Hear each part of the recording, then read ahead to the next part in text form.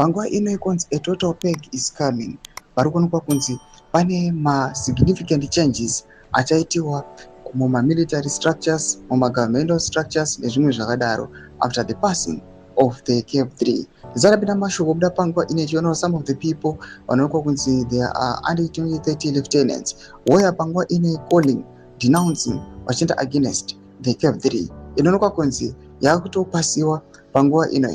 Vanhu takangotarisa ndirikuva subscribe or like on the bell icon.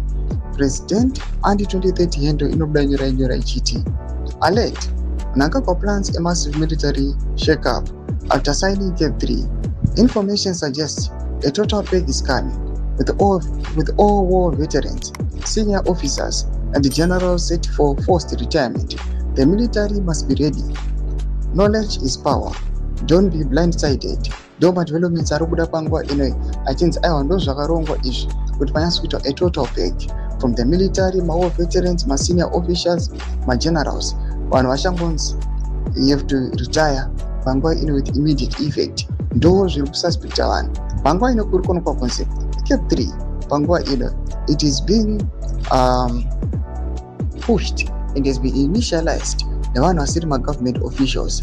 Vanhu vanoonekwa kunzi they hold no position, but these people they are very powerful, they've got a lot of money. Zvinobva zvatombotudza kuti amene maplans akarongwa ndeei kucentralize power. Pinda comment section medu dzafungira enyu muri kudipa pamusoro pechitwa ichi. Subscribe or like, chitwa on the bell icon.